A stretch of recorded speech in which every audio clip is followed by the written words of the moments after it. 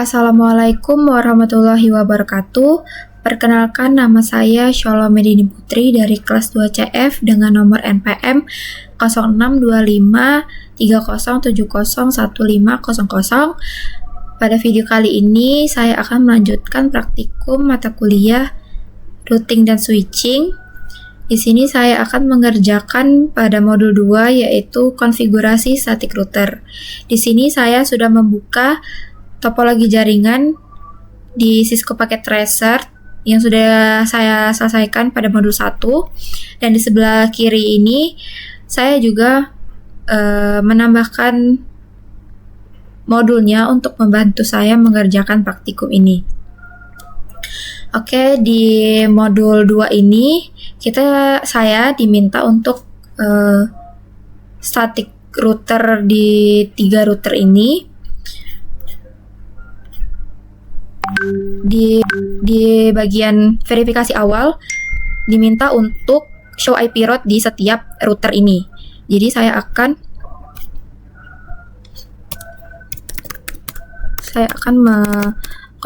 memasukkan kode show IP route-nya. Di router 1 terlihat hanya ada kode C dan kode L. Kode C itu menandakan dia connect, kode L itu menandakan dia lokal jaringan.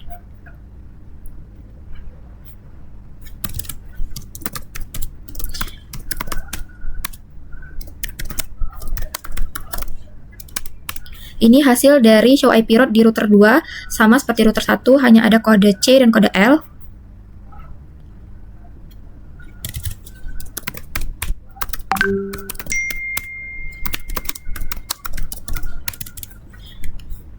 Di router 3 ini juga cuma terdapat kode C dan kode L, sama seperti kedua router yang sudah kita tampilkan.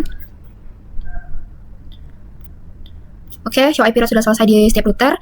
Kemudian ini diminta ping antar LAN sebelum dimasukkan konfigurasi routing statiknya.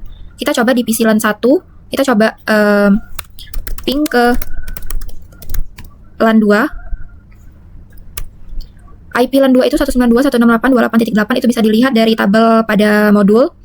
Kita coba ping.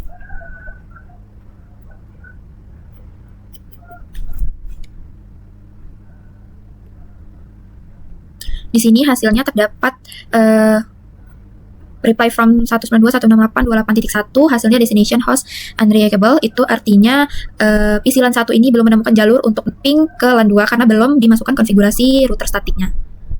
Oke. Berarti itu ping LAN 1 itu dinyatakan gagal untuk ngeping ke LAN 2. Kemudian kita masuk ke tahap konfigurasi routing statik di router 1 terlebih dahulu. Di router 1 itu LAN yang harus dikenali yaitu ada LAN 2 dan LAN 3, karena LAN 1 ini backbone-nya karena router 1 ini mengarah ke router 2 dan router 3, yang dimana router 2 ini terdapat LAN 2 dan router 3 ini terdapat LAN 3.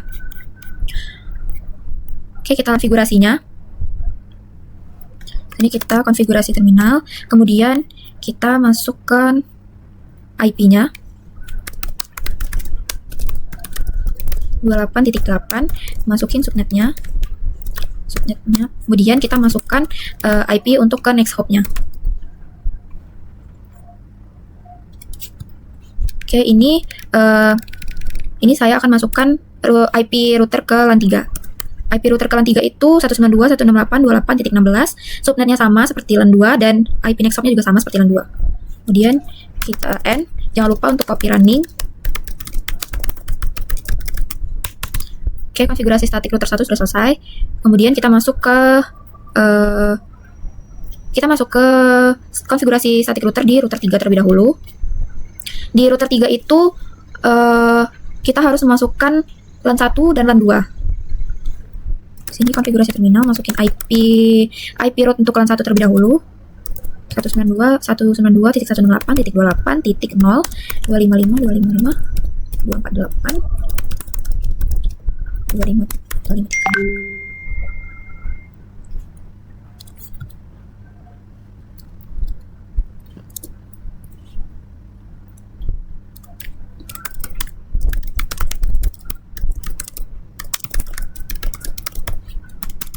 Oke, konfigurasi static router di router 2 sudah selesai, di router 3 maksud saya. Kemudian di modul baru kita ke router 2.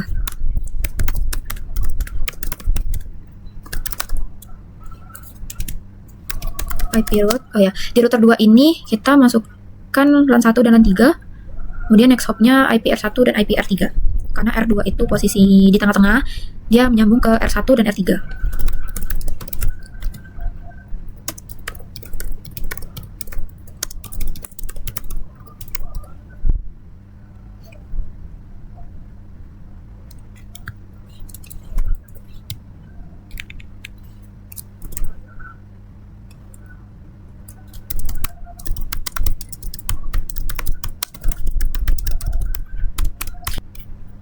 Di modul diminta untuk show IP route lagi setelah dikonfigurasikan statiknya. Oke, di router 1 setelah di show IP route konfigurasi static router yang muncul ada kode S. Kode S itu menyatakan dia sudah dikonfigurasi statik. Konfigurasi statik dari R1 itu 192.168.28 via 192.168.28.250 dan 192.168.28.16 via 192.168.28.250 juga. Kita coba lihat di router 2. Di router 2 juga sudah terdapat kode S, menyatakan dia sudah statik.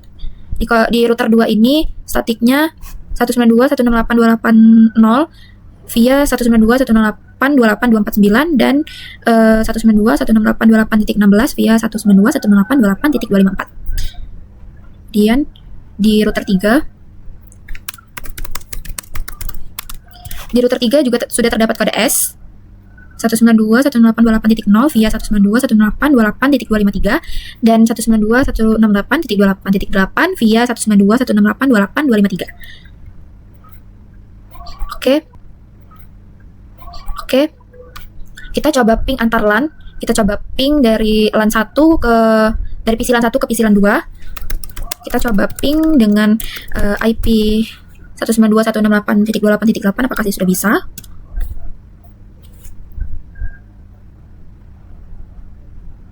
Kita ulangin.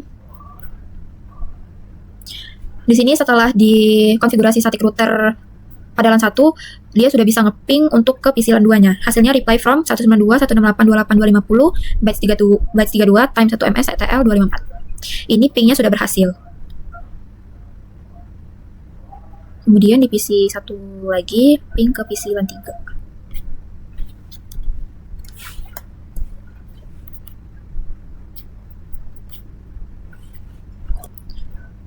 Jadi hasil dari ping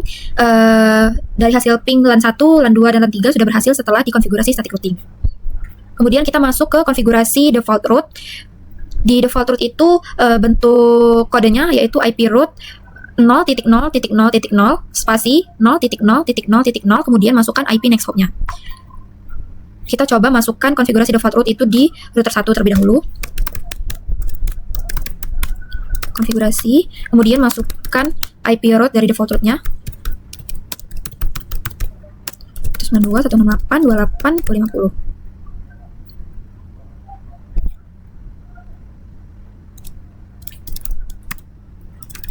Jangan lupa copy running. Oke. Di router 1 sudah saya masukin default route-nya. Kemudian di router 3 juga kita masukin.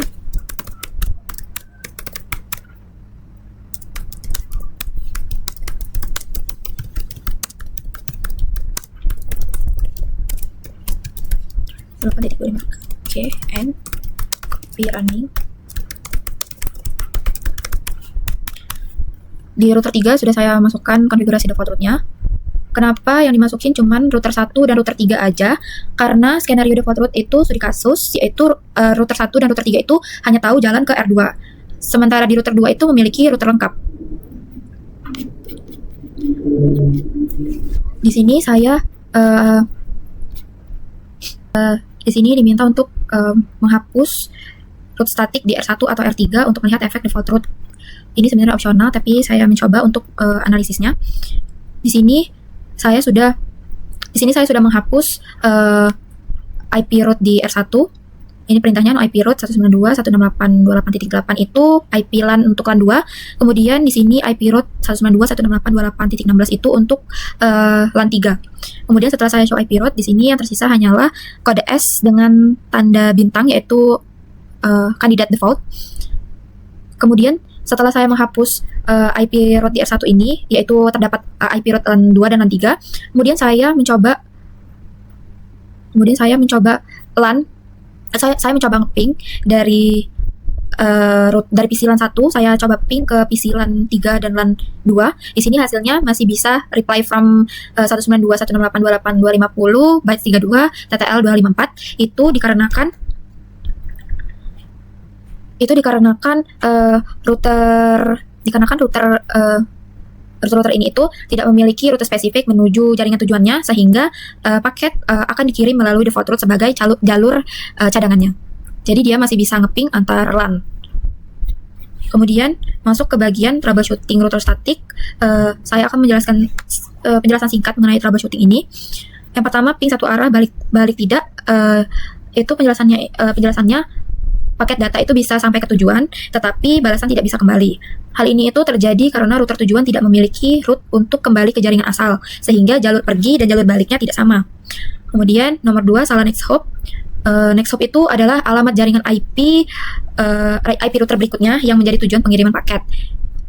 Kalau misalnya IP next hop yang dimasukkan bukan router tetangga langsung, maka router tidak bisa meneruskan paket ke jaringan tujuan tersebut.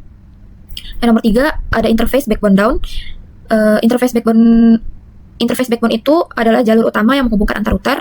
Jika interface mati atau tidak aktif, maka paket tidak dapat terkirim. Hal ini bisa dicek dengan perintah show IP interface brief untuk melihat status interface-nya. Kemudian yang terakhir ada root ada tapi tidak dipakai. Terkadang router sudah dibuat tetapi tidak digunakan oleh router. Hal ini biasanya terjadi karena subnet mesh-nya yang dimasukkan salah, sehingga jaringan tidak dikenali dengan benar. Misalnya subnet mesh-nya bukan menggunakan 29 atau 30 sesuai konfigurasi. Mungkin ini saja video dari saya untuk mengerjakan praktikum modul 2 Cisco Packet Tracer pada mata kuliah routing dan switching. Mohon maaf apabila penjelasan dari saya kurang jelas. Terima kasih. Wassalamualaikum warahmatullahi wabarakatuh.